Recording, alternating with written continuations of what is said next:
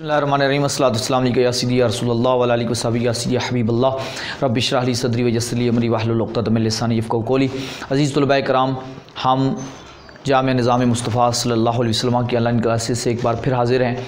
नाहमीर पढ़ रहे थे और नाहमीर के अंदर हमने फ़ेल आमिल की बहस को शुरू किया था और फ़ेल आमिल क्या अमल करता है। हमने बताया था कि अगर फ़ेल लाजिम हो तो फ़ाइल को रफ़ा देता है। हमने कहा फ़ेल मुतअद्दी हो तो वो मफ़ाइल को फ़ाइल को रफ़ा देता है, यानी उसको हालत रफ़ी में कर देता है, और जितने भी मफ़ऊल हैं यानी जो मफ़ऊल होता है उसको हालत नस्बी में करता है। तो हमने कहा था मफ़ऊल 5 तरह का होता है। उसमें से हमने मफ़ऊल बिही, मफ़ऊल लहू और जो मफ़ऊल बिही लहू ये हमने पढ़े हैं। मफ़ऊल मुतलक भी हमने पढ़ लिया है। हमारे पास 2 मफ़ऊल बच गए हैं जो कि आज हम पढ़ने जा रहे हैं, मफ़ऊल माआहू और एक है मफ़ऊल फ़ी। ये हम पढ़ने जा रहे हैं। मफ़ऊल माआहू क्या होता है? मैंने आपको बताया था कि मफ़ऊल भी इस्म होता है। ये तो मैंने आपको बता दिया। इस्म की कोई भी किस्म में से जो है जिस पे मफ़ऊल बनने के लायक को हमने बताया। मफ़ऊल मुतलक मस्दर होता है, मफ़ऊल लहू भी मस्दर होता है। बाकी जो मफ़ऊल बिही है यानी उसके ऊपर काम होता है। जो चीज़ भी जिसके ऊपर काम हो सकता है वो मफ़ऊल बिही बन सकती है, वो इस्म। अब मफ़ऊल माआहू क्या होता है? ये वो इस्म है, यानी ये भी वो इस्म होता है जो वाव के बाद होता है। यानी वो इस्म होता है जो वाव के बाद होता है और वो वाव माआ के माना में होती है। किसके माना में होती है? यानी वो इस्म जो वाव के बाद हो और वाव कौन सी वाव? वाव बमाना माआ, यानी वो वाव जो माआ का माना देती हो और माआ का माना बनता है साथ। यानी जो वाव साथ का माना देती हो, माआ का माना देती हो, उस वाव के बाद जो इस्म आता है उस पे भी फ़ेल अमल करता है और वो मफ़ऊल होता है। और उस इस्म मफ़ऊल को हम मफ़ऊल माआहू कहते हैं। मफ़ऊल माआहू यानी ये पढ़ते हैं हम उसको, यानी उस वाव का माना हम बनता है साथ। अब एक चीज़ का ख्याल रखना है कि वाव के बाद इस्म आए और वो इस्म और वो वाव किसके माना में हो? माआ के माना में हो। ये 2 शर्तें ज़हन के अंदर रखनी हैं। अब इसके अंदर अमल कौन करेगा? वही फ़ेल जो पीछे आ रहा है। मिसालें मैं देता हूँ तो आपको बात और अच्छी तरह समझ आ जाएगी। अगर इस वाव के बाद फ़ेल आया पड़ा हो, यानी फ़ेल मुज़ारे आया पड़ा हो, तो वो वाव जो होती है वो मफ़ऊल माआहू नहीं होती, क्योंकि मफ़ऊल जो होता है वो इस्म होता है। ये ख्याल में रखिएगा। अब यहाँ ज़रा देखिए मिसाल तो आपको अच्छी तरह समझ आ जाए। मसलन देखो, ये एक मिसाल है, जा अल बर्दो वल जुब्बाती। अब देखें, जा अल बर्दो, जा आ फ़ेल है और अल बर्दो जो है वो फ़ाइल है। ठीक है जी। क्या आई? सर्दी आई। बर्द कहते हैं सर्दी आई। जा अल बर्दो ठंडक आई। वल जुब्बाती, अब यहाँ वाव जो है वो किसके माना में है? माआ के माना में है। यानी ये वाव बमाना माआ है जो कि मफ़ऊल माआहू के लिए होता है। अल जुब्बाती, अब जुब्बा की जुब्बा है वाहिद जुब्बा, यानी कुर्ता जुब्बा जो हम पहनते हैं ऊपर बड़ा सा सर्दियों के अंदर, कोट जिसको हम कोट भी कह सकते हैं, यानी इंग्लिश के अंदर कोट कहते हैं। तो जुब्बा, ठीक है, कुर्ता। वल जुब्बाती, जब जुब्बे की जमा है जुब्बात, जमा मुन्नस सालिम है, अलिफ ता के साथ आ रही है।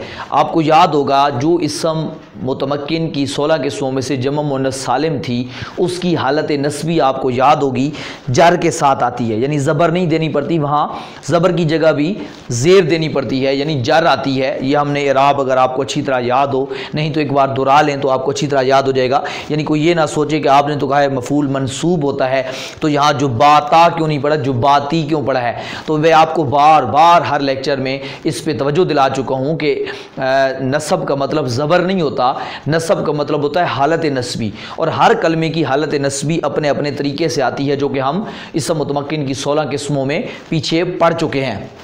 तो क्योंकि ये जमा मुन्नस सालिम है इसकी हालत नस्बी ज़बर की बजाय ज़ेर के साथ आती है, तो इसलिए हमने जुब्बाता नहीं पढ़ा, जुब्बाती पढ़ा है।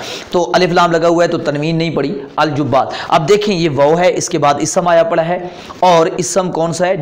इस्म मुतमक्किन है, जमा मुन्नस सालिम है। तो ये हालत नस्बी, ये मफ़ऊल है, इसका मफ़ऊल है, यानी इस पर जा अमल कर रहा है। क्या मतलब? सर्दी आई کوٹ سمیت، کوٹوں سمیت یعنی جبوں سمیت سردی آئی، یعنی سردی آئی تو جبے بھی ساتھ آ گئے، ساتھ کوٹ بھی نکل کے آ گئے، جرسیاں آ گئیں۔ تو اب یہاں دیکھیں یہ واو ہے، ما کے معنی میں ہے، اسم ہے، اور اس کے بعد اسم آ رہا ہے تو یہ اس نے یہ اسم یہ جو آ رہا ہے یہ مفعول معہ ہے۔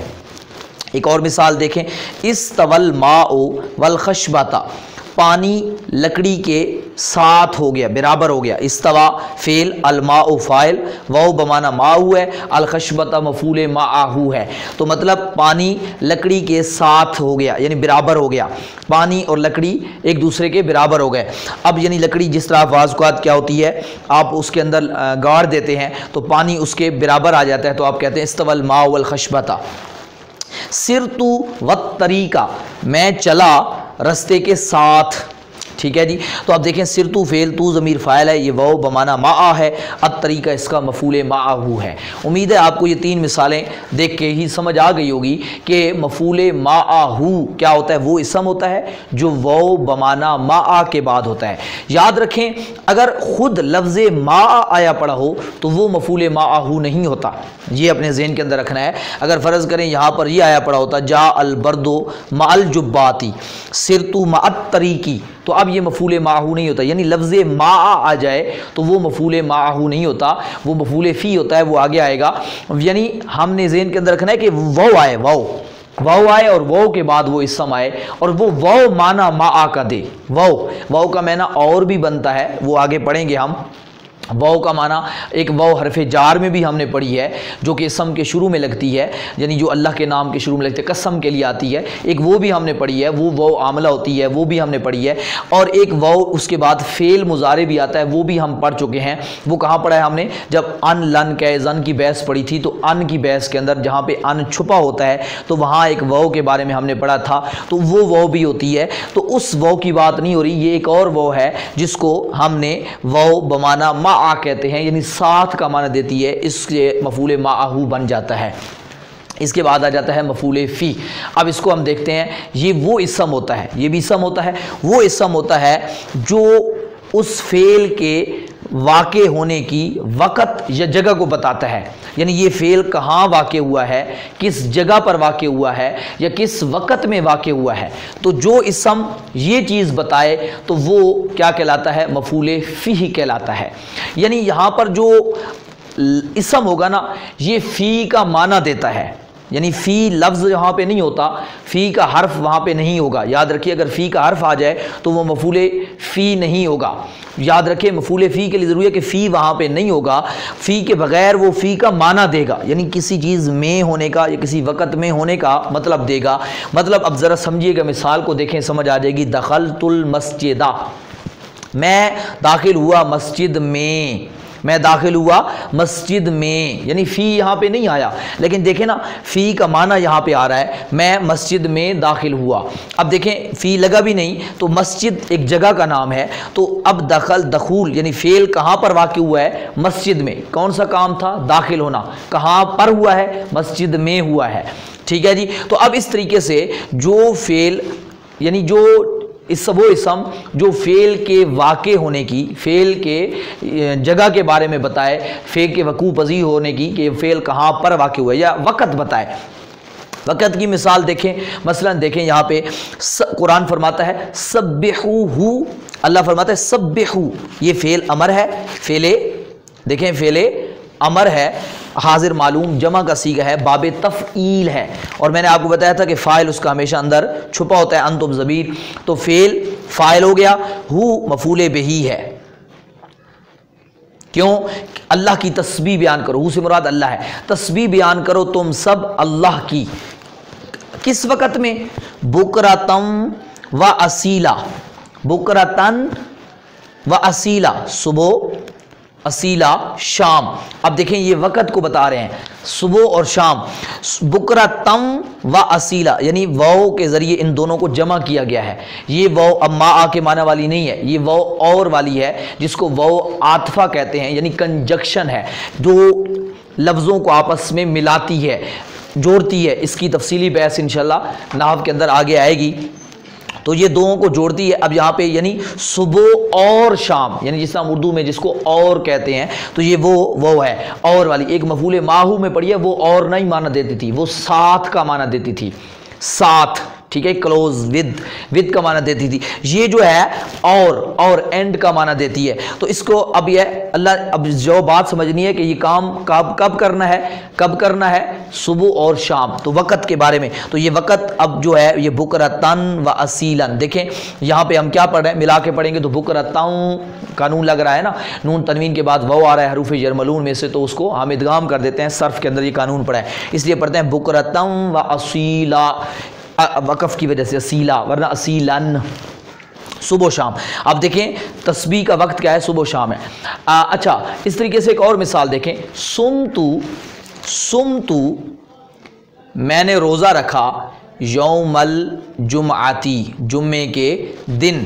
تو سمتو فعل، تو ضمیر فاعل ہے، یوم مضاف، جمعتی مضاف الیہ، مضاف مفعول فی بن رہا ہے. تو اس طریقے سے آپ دیکھیں جو اسم فعل کے واقع ہونے کی جگہ یا وقت کو بتائے اس کو مفعول فی کہتے ہیں. اس کی ایک آپ کو یہاں پہ نحمیر کے اندر اکٹھی مثال بھی دی گئی ہے جس کے ذریعے آپ سارے مفعولوں کو اکٹھا بھی سمجھ سکتے ہیں. یعنی وہاں پر ایک مثال اکٹھی دی گئی ہے، میں وہ ایک بار لکھ دیتا ہوں تاکہ آپ کو بات سمجھ آ جائے. انہوں نے وہاں پہ لکھا ہے یہ دارابا زیدن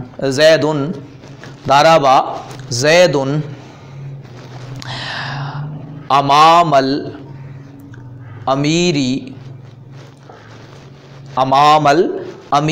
دارابا زیدن امام امیری دربن،